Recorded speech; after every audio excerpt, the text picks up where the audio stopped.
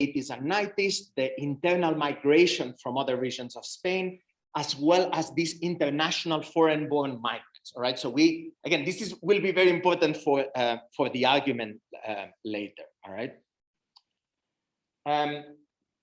Again, one very important distinction was the census. In the first participation process, migrants were able to participate. In the real referendum, they were not. The Catalonian government used the census that the Spanish government uses for the legislative elections. So a lot of people that had been participating in the participation process in November, they didn't participate in October in 2017. So what is the key question leading this paper? So in many ways, I'm going to read it. How do migrants compare to non-migrants? All right. And here, migrants and non-migrants really respond to these different categories of all minorities and new minorities, including internal migrants from Spain, from other regions of Spain to Catalonia.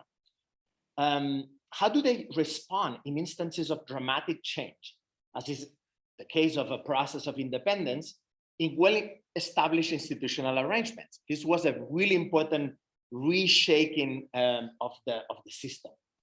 I'm also very interested in how do migrants participate in and perceive the fairness of the political and democratic system in instances in which secessionism is considered as a viable political alternative by the larger constituency of citizens. All right, again, I'm very interested in how migrants participate in these discussions.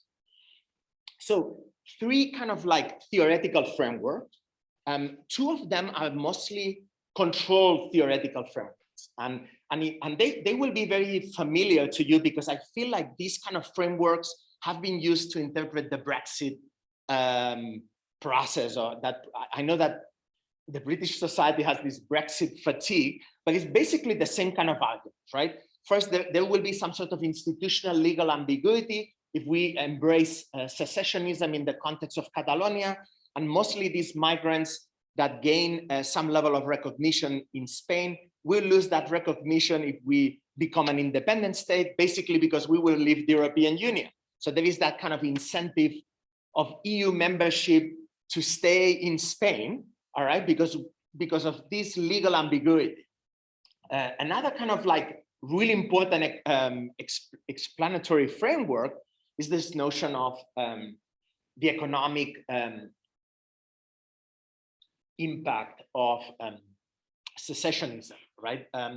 This phrase, Españans roba, is basically translated is Spain is stealing from us, right? So there is this kind of long-standing argument that there is kind of a fiscal imbalance between what Catalonia is adding to the Spanish state and what they gain from the Spanish state. So there is kind of this economic explanatory framework. Oh, do we need to move here? No, that's all right. I'll do that.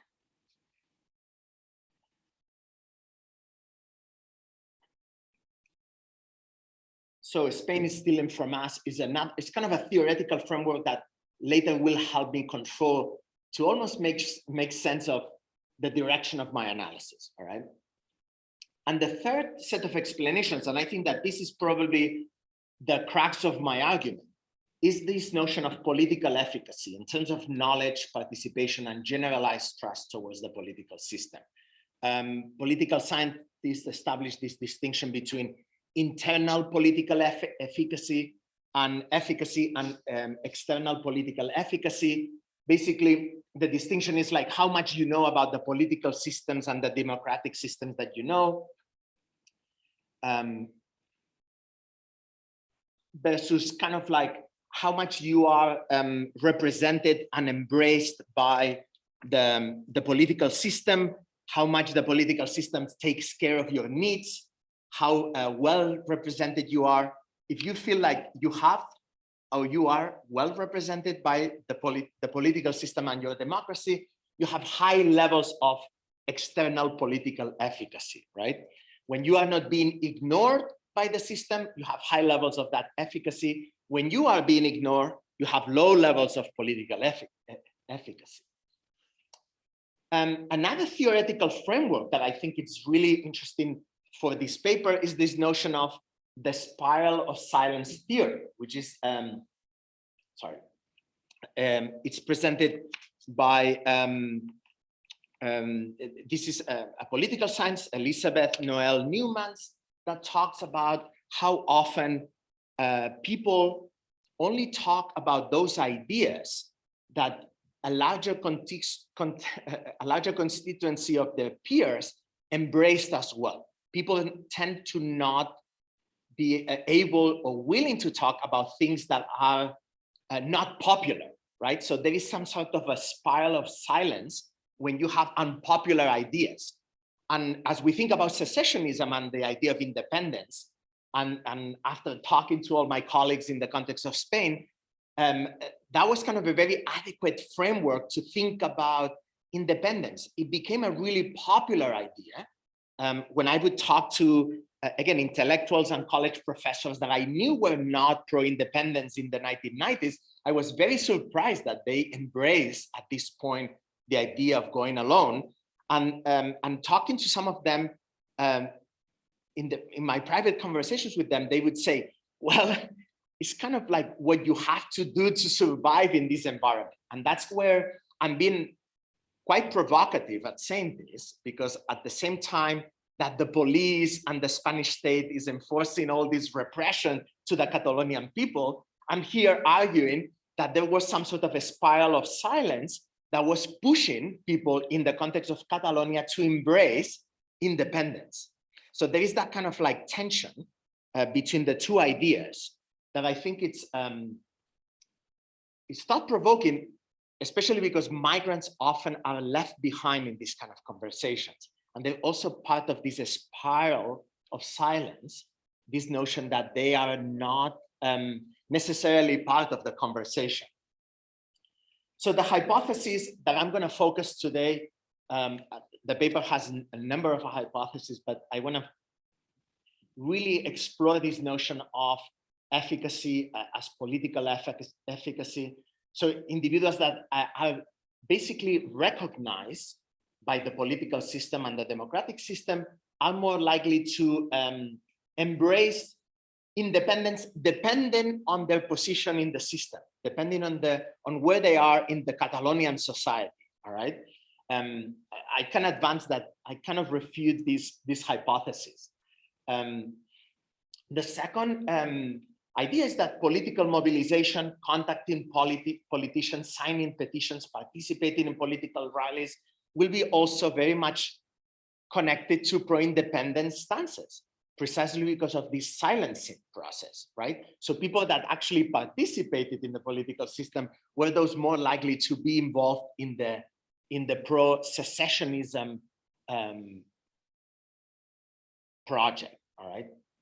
So basically these are two ideas, and then I control for pro-European stances, that economic argument about the viability of independence and whether we're going to get more out of this process compared to staying in the context of Spain stealing from us. So we would assume that if you think that Spain is stealing from us, we're going to be more likely to embrace secessionism. And of course, if you are also pro-European, especially because the political independence movement, the secessionism movement was framed in terms of pro-European, very civic kind of nationalism, very inclusive of others. So the idea of being pro-European should be also connected to pro-independence, all right? So the data that I'm using here, I'm using three surveys from the Center of Studies d'Opinion. This is really important that I speak briefly about the data, because this is data produced by the Generalitat, the government of Catalonia. So this is not data that comes from the Spanish. I'm using the data of the Catalonian government. And I'm using a sample of almost 15,000 individuals. 10,000 of them are born in Catalonia.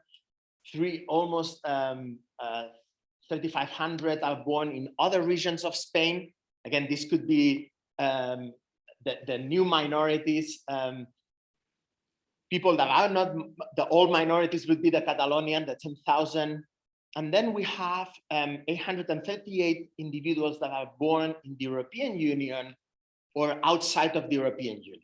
All right, so I couldn't really split the sample more in terms of having enough power to do some analysis. Then I have the second generation. These are the data really gave me very interesting data about the children, the parents of this of the children born in Catalonia. How many of them had both parents being ethnically Catalonian? How many of them, 16% of them, had at least one parent being born in Catalonia, and others in other regions of Spain. 36% had both parents born in other regions of Spain. So you can tease out really this notion of ethnic Catalonian in terms of lineage versus a little bit more of a mix marriages in terms of the place of birth of the parents. And 4% were kind of 3 and 4% were involved parents from outside the EU and non-EU territories. So I also could tease out with the data whether you have 1, 2, 3, or 4 Catalan-born grandparents. So basically, I would be an example of such person. All my family is ethnically, linguistically Catalonian, and all these effects, by the way, disappear if you actually ask someone how much do you feel Catalonian. You can be from, I don't know, Luxembourg, but if you're living in Catalonia and you're feeling Catalonia, all my study disappears. But it's important to kind of like remove that to kind of see these distinctions very clearly. So the response variable is kind of cool. I'm looking at the Catalonian becoming an independent state, and I use this dichotomous measure, assessing whether the respondent is in favor of the Catalonia becoming a state or not. And this is the actual question that they use in the referendum in October. This is not, it's exactly the same question. And then you can see that overall, the majority of people were for independence, but again, it was not a clear percentage. There was actually a decline over time. The most recent poll for the period that I was interested in analyzing showed that there was kind of a decline over time. But you can see here some of the data. This is, again, just to validate what we would expect. The majority of the Catalan-born are for independence. Almost like 70% of the Catalan-born are for independence. Those that are born in other regions of Spain, as you would assume, are way less likely to vote for independence, significantly less than 20%. And then people, interestingly, that were born outside of Spain, in whatever fashion and whatever way you think about Spain, the state of Spain, the nation state, those folks were about 30-something% pro-independence. This makes sense, right? If you're ethnically Catalonian, you're for independence, and if you're not, you're less likely. Among the second generation, again, those that have both parents that are Catalan are the ones that are more likely to embrace independence. And you can see a little bit the distribution of the percentages. Those that have both parents that are Spanish meaning, again, born in these regions of Spain, are the least likely to embrace independence. All right. The key predictors, again, economic grievance, that was kind of a control theory, whether the respondent agreed that overall levels of funding for Catalonian is the most important problem currently facing the region. Spain is not funding Catalonia enough. Yes, as a dichotomous variable. Legal ambiguity, whether it will be good for us to be out of the European Union. That's kind of like this notion that if you are part of the European Union, you have a lot of benefits. If we get out, we're going to lose because of it. So I control for the European support in some sort of generalized levels of trust, and also kind of like the likelihood of us leaving the European Union in case we become independent. So there is also this kind of control variable that presupposes that if we leave the European Union, that might be good or bad for us, right? So we want to know, the hypothesis would be that if we leave the European Union, that will not be good for the migrants or for anyone. I mean, that's something to tease out, all right? So here we see that the economic grievance is very interesting, especially among the Catalan-born. If you think that Spain is really taking advantage of Catalonian, you're significantly more likely to vote independence. But that effect is particularly relevant for people that are born in Spain. So you vote, if you're born in Spain and you migrated to Catalonia, if you think that Spain is really taking advantage of Catalonia, that is a really interesting mechanism among those. It's similarly interesting for the foreign born. But again, this makes sense to me that those individuals that think that there is an economic grievance are basically embracing independence. So far, these results are pretty commonsensical to me. It follows some sort of a logic. Again, another control hypothesis, those that have generalized high levels of trust towards the European Union are in this case less likely to support independence. So this is the first counterintuitive finding that I found in my data, that despite the argument that the Catalonian nationalism is pro-European and inclusive, here those folks that are more Euro-optimistic are the least likely to embrace independence. This was one of the most puzzling results at this when I was running the analysis. Also, of course, those that they think that there is a high chance of leaving the European Union, it's very likely that we will leave the European Union. Those are the least likely to embrace independence. So again, this makes some sort of sense because there is this notion that the European Union comes with all sorts of benefits for the Catalonian population and for the Spanish population. So why would you want to leave, right? That kind of environment, and therefore you have less likelihood of embracing independence.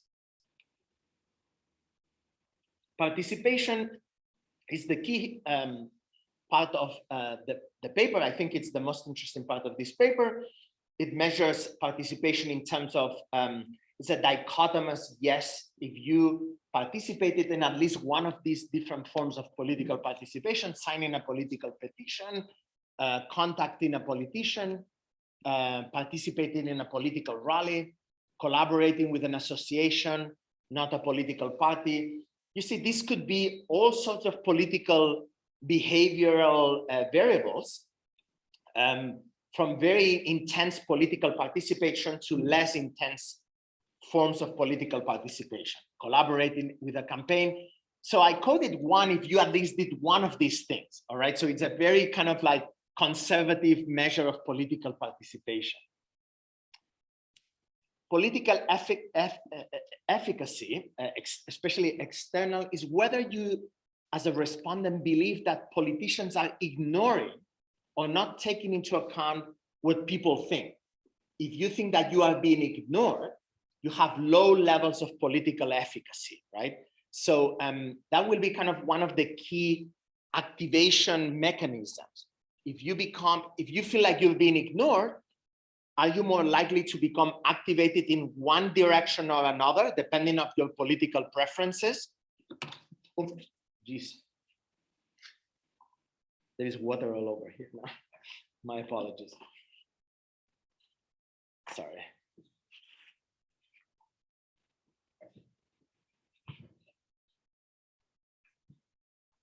Let's finish the water. So in here we have like the data on political participation, and again, participation seems to be leading to support for independence. And this is, again, thinking about the spiral of silence idea.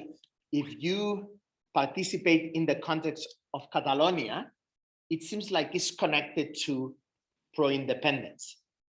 And that is thought-provoking. If you think about how constituencies are mobilized and why certain people were doing what were they, I mean, they were kind of getting engaged in the discourse that was predominant, that was hegemonic at the time. And that hegemonic discourse was secessionism in the context of Catalonia. Just to refresh your memory, this is data based in Catalonia. So it seems like participation is connected to independence, all right? And that's happening across the board, even among those that have both Spanish parents born in Catalonia, sorry, outside of Catalonia, or if those that had just one parent born in Catalonia and the other one in Spain. So basically what we see here is that participation is connected to secessionism and not otherwise.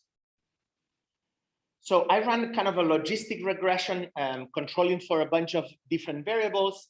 And maybe this could be like the most important slide of the talk, because what we find here is that we have a very different set of effects depending on what of the constituency that we're talking about.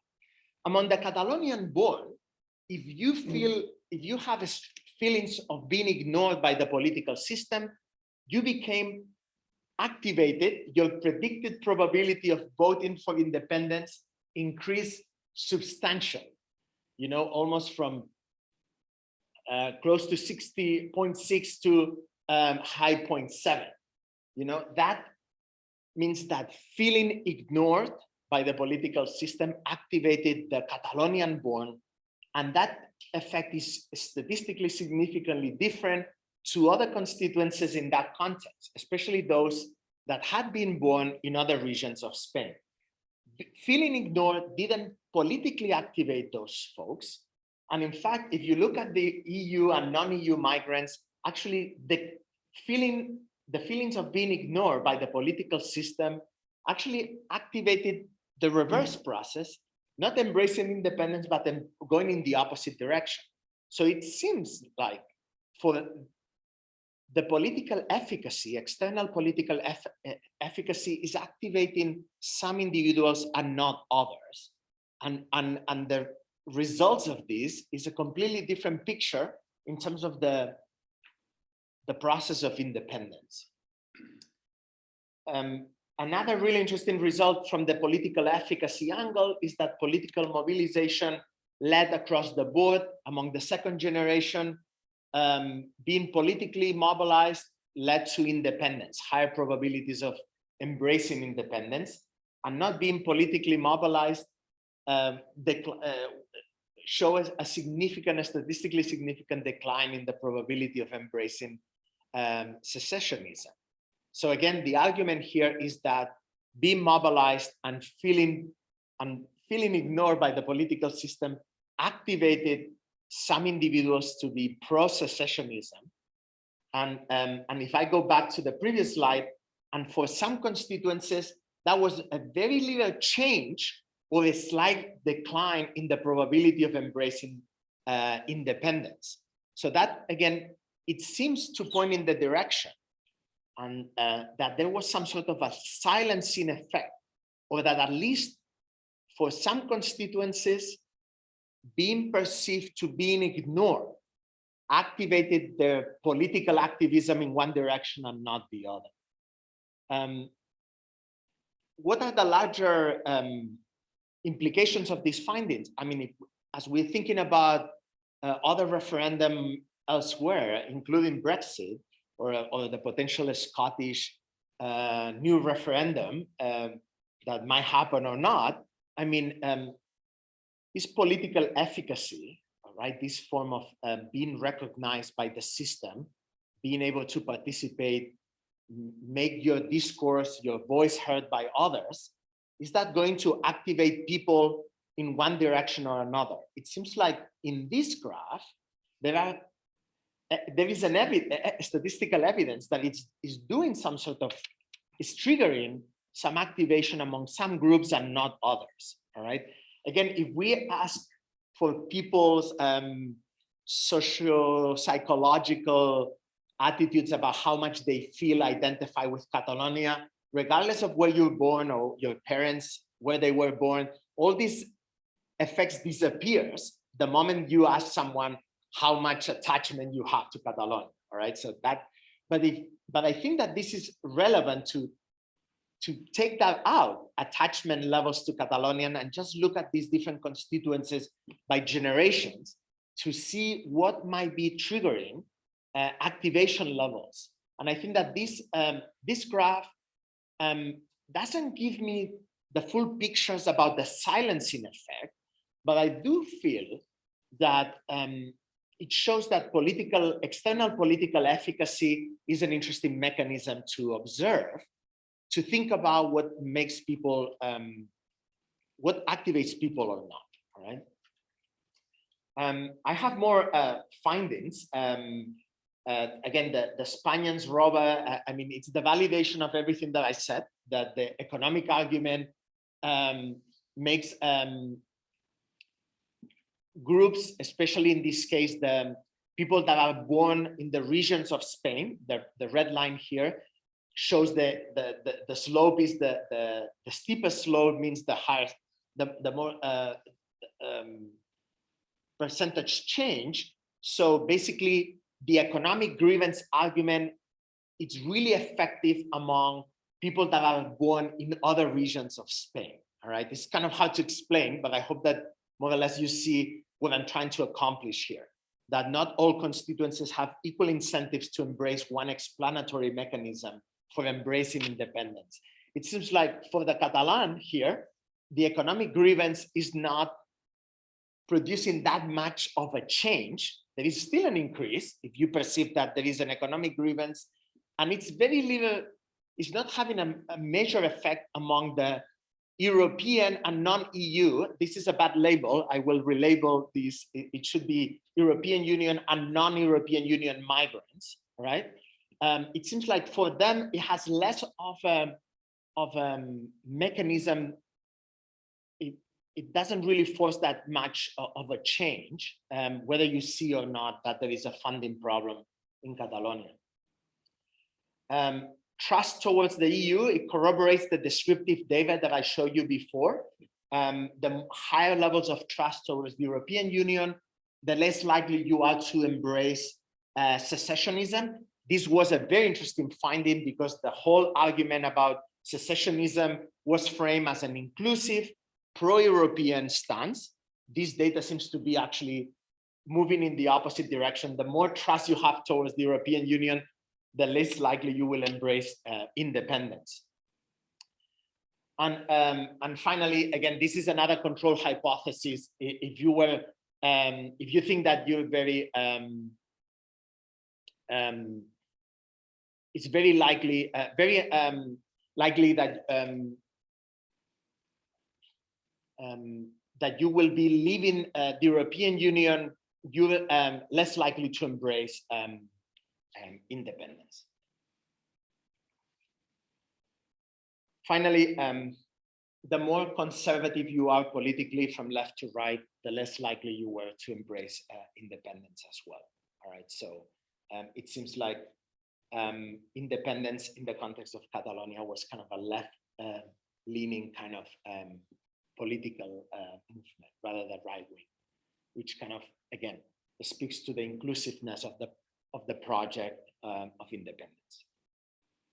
So the conclusions of this paper is that there might be a silence, and this was controversial. One of the reviewers didn't quite agree that my evidence points in the direction of silencing, but it's definitely, I think, pointing in the direction of activation, what gets people activated. There is something to say about feeling ignored by the political systems and the democratic system and the leadership. in the context of Catalonia, it seems like it's acting differently across the different constituencies. I would like to do a little bit of more ethnographic, qualitative interviews with professors, intellectuals, members of the Catalonian society, and to really tease out whether there was kind of like this hegemonic discourse about independence, whether the media was not putting out there discourses about the problems of independence. All right. I think that, for example, if we look at the Scottish referendum, I think that they were pretty open to discuss the difficulties of embracing the Scottish independence. I think that they're very open to discuss the institutional architecture. Again, I'm not an expert on the Scottish referendum and the Scottish secessionism and independence, but I feel like there is this more open dialogue among the different. There was this buy-in by the Westminster, right, that they could run a referendum. So therefore, there was a little bit more of a balanced approach to the different positions of whether it's good for the Scottish society to live or not. In the Catalonian case, I think it was not the case. There was some silencing, and therefore you had different incentives for people to become mobilized. And therefore, when you're feeling ignored by the system, you have a different kind of probability of embracing independence, depending on your position in the Catalonian society. All right. So I hope that this is making sense, because this is basically the crux of the argument. And I'm happy to go over some aspects of this if it was unclear, or if you want me to kind of like review some parts of the argument more in detail. I went kind of fast, but I think that's it. Brilliant, Robbie. Well done. Sorry for the mess with the water. Yeah, no, that's all right. You should have aimed it for the computer though. Good. So, right. So it's time for questions. So we can take questions from the floor. We can take questions from online. And I will try to monitor both and probably not succeed very well. But so those of you who are online, please ask your questions using the chat function, and I can read them to Travi so that everyone can hear them. And for those of you here, you can just speak up if you'd like to.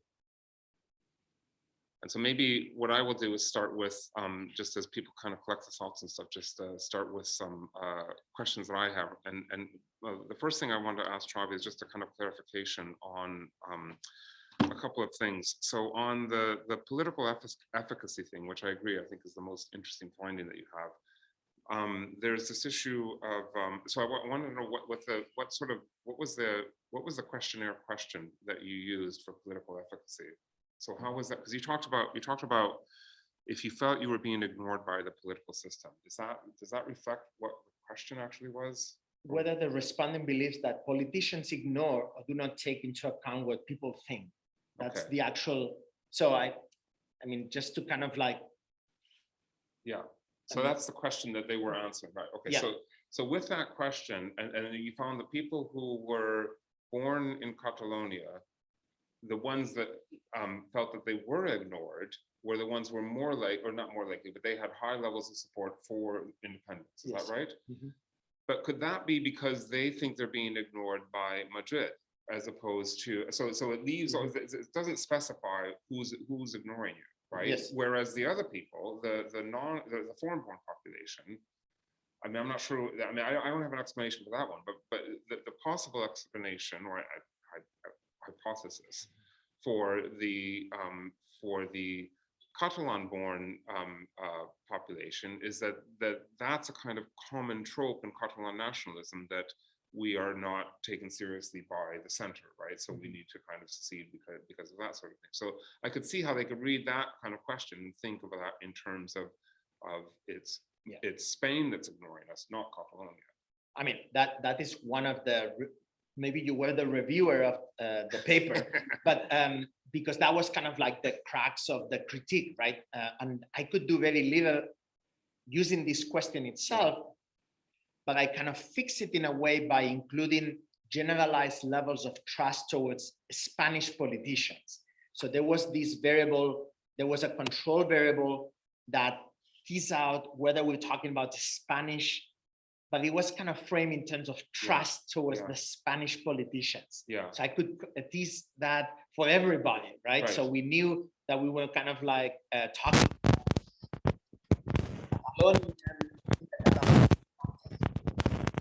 very useful to have the new correction.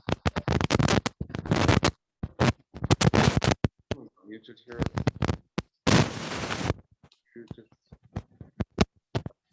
Not sure what that is.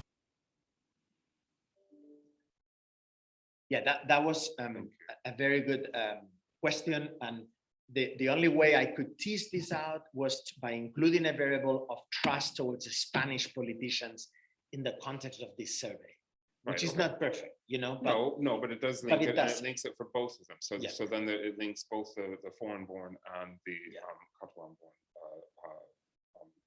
participants as well. So yeah, that's interesting. So then why? So then I'm not sure if I understood what you're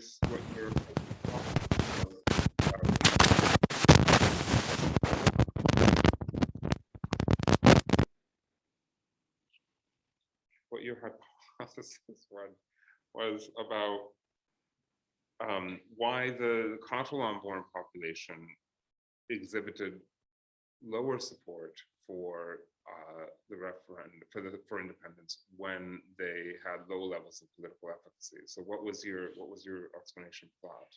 Well, I think that I'm contradicting this hypothesis precisely because, I mean, when you feeling ignored, you have low levels of external political efficacy. You know, so in many ways, high levels of political efficacy would lead to more pro-secessionism. But why pro-secession? It would lead to more. It would lead to more participation. But why would that participation manifest as pro-secessionism?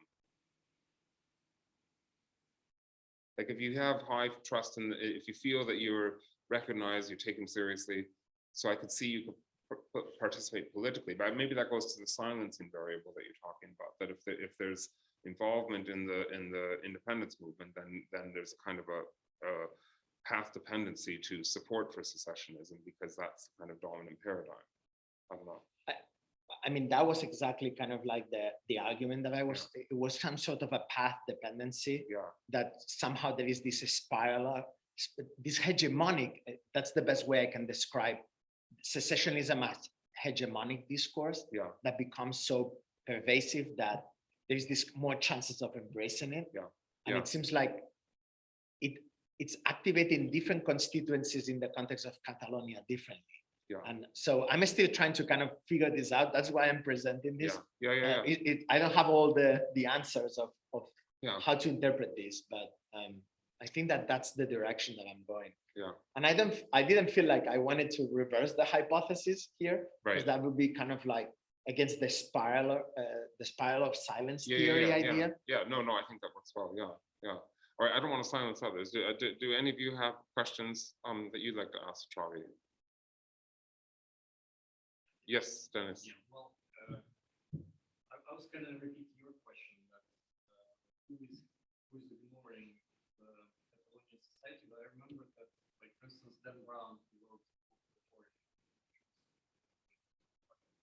before, and there's one of the actors there, the Palmarian Church, which is a sect that is trying to review it. No. But anyway, so in Catalonia, the government there, are they liberal? Are they progressive? Are they conservative? Because from the presentation, I thought that they are conservative.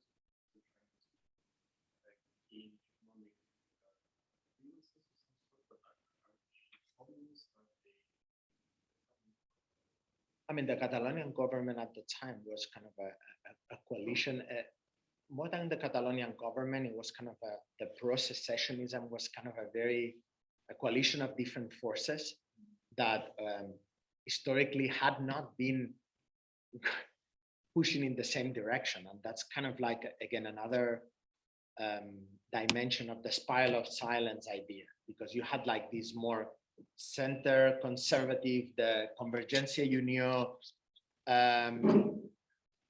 joining forces with the Esquerra Republicana, which is a party, a political party that is definitely left-leaning. So you had the center-right and the left-leaning pushing in the same direction. So there was kind of, again, this almost hegemonic discourse that was represented by all this coalition of forces, embracing the idea of independence. And then the migrants, the historical migrants, the old minorities, are kind of like pushing this discourse about secessionism, and the new minorities are, in my argument, not able to activate the same kind of political efficacy. At least that's kind of like what I'm trying to argue. And therefore, you can see in these very flat predicted probabilities, they don't shape the discourse in either direction.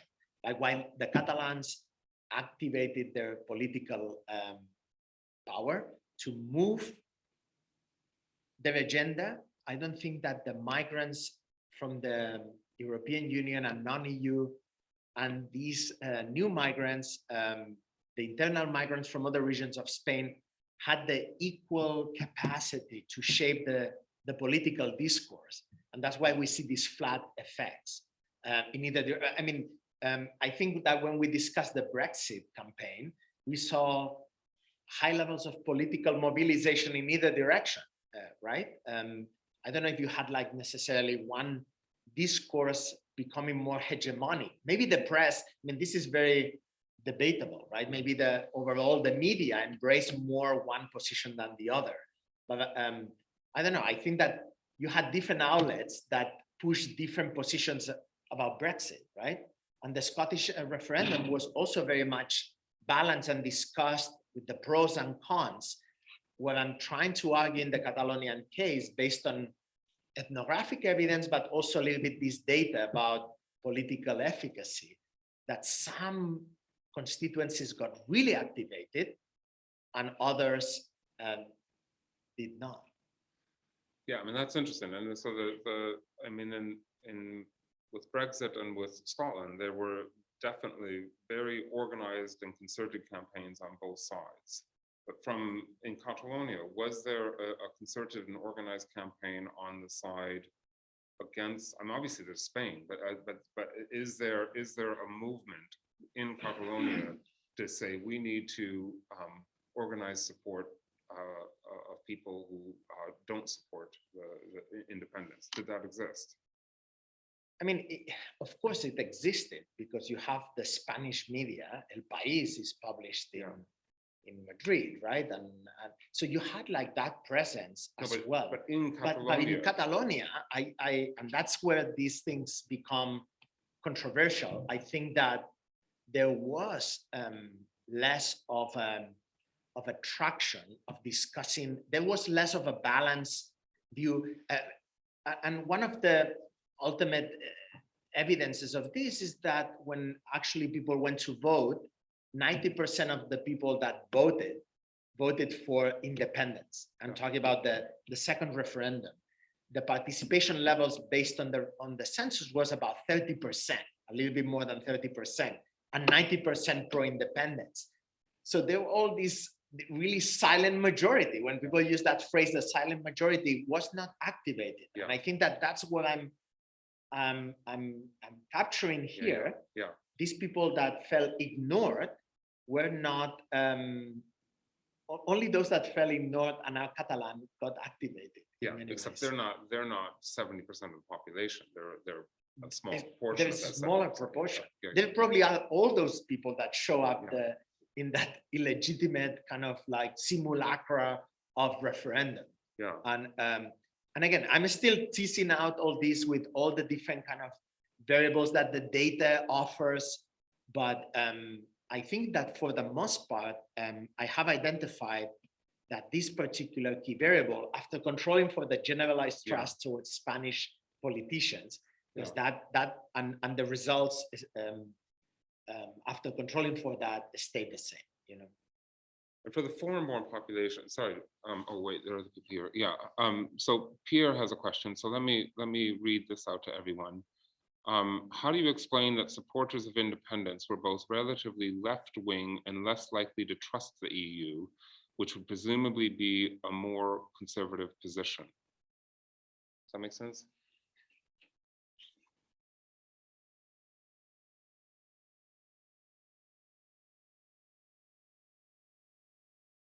I mean, as I said, there were definitely there were some parts of that coalition that were left leaning, but there were also, again, center, right. It was a very heterogeneous coalition of forces. So what I would say, though, is that the Catalonian independence movement was very much a pro-European, inclusive, and I was very surprised to see that people that trust the European Union were less likely to vote for independence across the board, across all these different constituencies. That was, in my view, again, I'm not sure if I'm answering the question fully, but well, I think that Pierre's also asking if he's interpreting the data correctly. So you were saying that supporters of independence were left-wing and less likely to trust the EU. And then that would be a more conservative position, to be less like, so at least from a UK perspective, if I'm interpreting Pierre's perspective correctly, because Pierre's from Spain. I mean, I think from a UK perspective, so obviously a less trust in the EU is associated more with conservative. So it's that kind of a conservative political perspective. So it's that kind of tension between the left wing associated with that kind of anti-EU or lack of trust in the EU. Yeah, I think like there is this Vox new political party in Spain that it's very much another of these ultra right wing. I don't think that is capturing this data yet, because we're talking about 2015, 16, 17. I don't think that's exactly what's in here. No. In the context of Spain, up and very recently, there was Spain was probably the most pro-European country in Europe. The levels of Euro optimism were pretty high in Spain and continue to be pretty high, except now this kind of Vox effect of the right wingers. Pierre, let me know if you want to come back on that, just continue in the chat, or anyone else who'd like to add to that, or anyone else here. Yeah, Thomas. Carry on that point, because I'm just thinking about related to Brexit, this idea of left-right split. There was a movement to the left that was also very Eurosceptic. The idea that Euroscepticism was reserved for white isn't quite right, I don't think. Certainly with Brexit. So there was a part of the left that was very Eurosceptic. But what it didn't want was Brexit under the Tories. It didn't want Brexit on kind of more conservative terms. So then you kind of get Eurosceptical left voting to remain when their instincts in different political circumstances, different contexts of referendum would possibly shift more towards leave. So I mean, in this kind of the left-right things happening in Catalonia, is there anything? No, in terms of those relations, are there anything like this going on? Or? Yeah, absolutely. Wait, Tom. No. I need to now translate Thomas's question or repeat Thomas's question. Okay. To the people online. So no, I think that. No, would you just wait? Okay. Yeah. No, you don't want me to repeat the question. Oh, you want to repeat it? Okay, yeah. You repeat it. No, I felt like the question is about Brexit, but in many ways you're trying to draw a parallel with the Catalonian case, because there is kind of a constituency in the left that it's very critical with the European Union. And I think that, yes, there is in this very heterogeneous group of coalition of forces, a left-wing radical, not radical, but more critical of the European economic stances and the European integration. That was part of this coalition. I would be surprised that that's driving all these results overall. But one thing that I've been contemplating is really split the sample to the degree possible by voters and political parties. That is a possibility. And to kind of like have even more clues about who are those guys that are really embracing these different positions, a little bit along these lines of controlling for general trust towards Spanish politicians or Catalonian politicians. Unfortunately, the data is not perfect. I'm using, the instrument of the Catalonian government, which I think it's really important to do precisely to make this kind of argument about silencing. If you're using the Catalonian data, it has a lot more traction and legitimacy than if I'm using the data from the Spanish sociological society and so forth. Let me come back to a question I was going to ask a moment ago about this. So back again to the political efficacy analysis that you did and the foreign-born population. Is there a way to either disaggregate that category by immigration status or just analyze political efficacy by immigration status as opposed to foreign-born, right? Because obviously the question of feeling ignored is perhaps more pronounced for people who don't have, I don't know, citizenship, permanent residency, work permits, whatever. Obviously, these people are less likely to participate in survey research as well. But I just wondered if you had any kind of view on that. Would the analysis look different if you could look at people who were foreign-born yet who had established, who had either naturalized or established, some sort of, because that would seem like a strong predictor of political efficacy. No, absolutely. I mean, that's kind of where more ethnographic data would be super interesting. Obviously, in the context of Catalonia, I've talked to some non-profit organizations, migrant organizations, and it's very interesting to see how they, some of the regional disputes. I was talking to these Moroccan migrants in this organization in Barcelona, that they were very much anti-secessionism because they're dealing with their own regional tensions in the context of Morocco with the, the Saharan secessionism movement. So they were kind of like almost, even from the embassy, the Moroccan embassy, they were kind of like pushing them to be very against.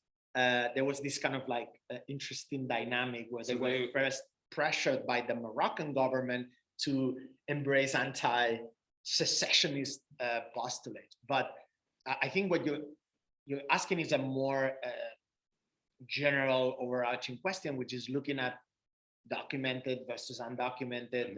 There aren't variables like that in the survey. I mean, the survey doesn't have that level of specificity, but I don't think it's a bad idea. Obviously, migrants as over generations get more activated or over time, and I think that's interestingly reflected in the data. The Moroccan one is interesting too. It makes me think of Turkish migrants to Germany, or people, migrants from Turkey in Germany, who are, many of them are Kurdish, right? So it'd be the opposite thing. They would be, if they were voting in the Catalan referendum or the Bavarian referendum or whatever referendum, they would be more supportive of independence for similar kind of reasons. But why not combine foreign-born with just something like nationality or something? I mean, you must have a nationality variable in the data. I don't think I do. Oh, right. Unfortunately, Okay. it's no. I mean, it's a good idea, but going back to this graph, I mean, you can see like being politically mobilized is definitely connected again with secessionism, and this doesn't necessarily have to be the case. You could be like, and this it's happening very clearly among 3 of the constituencies. Then things get a little bit more blurry. I think this has to do with sample sizes and so forth.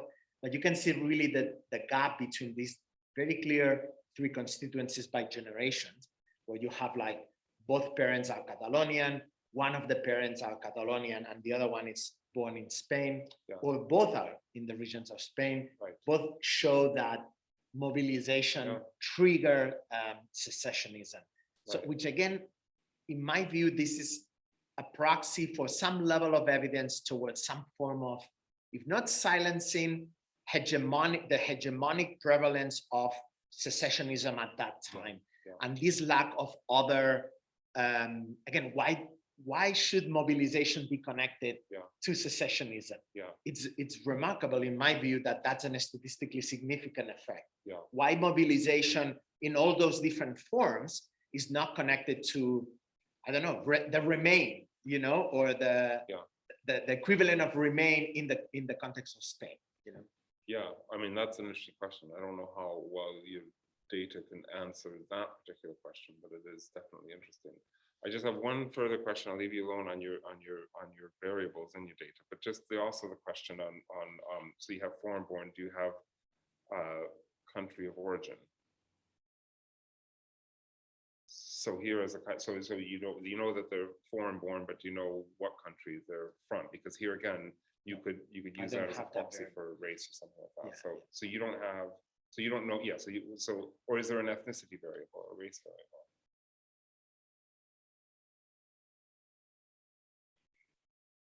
I'm trying to be Well, you can really go, accurate, but I you can go back I and need look. to go Yeah. back and check it. Yeah, really. so I mean, those would just be other interesting ways to look at this, because obviously, you know, race correlates highly, or so people who feel racially excluded feel politically excluded as well, and show high levels of distrust in political institutions. So you would expect a kind of similar thing there. So part of the migrant, you know, if some of the migrants are coming from sub-Saharan Africa or are phenotypically visible, different, whatever, that, you know, it'd be interesting to see how that kind of would play out as a kind of predictor of political efficacy. So yeah, just kind of thoughts. I will definitely check more levels in which I can think of combining some of this. And I'll come up with more. Yes. Yeah. Are there other questions from anyone here on the floor or online as well?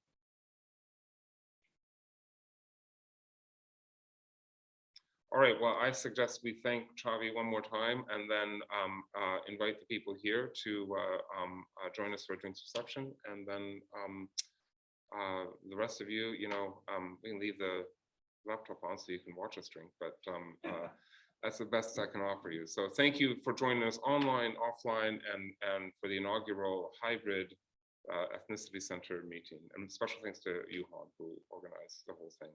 So you. well done. Yeah, cheers, Charlie. Yeah, thank you. Good. I'll let you sort that. I think this is you. Right? Yes. Sorry. Cool. Sorry, You are displaying my email. your email to everybody. Yes.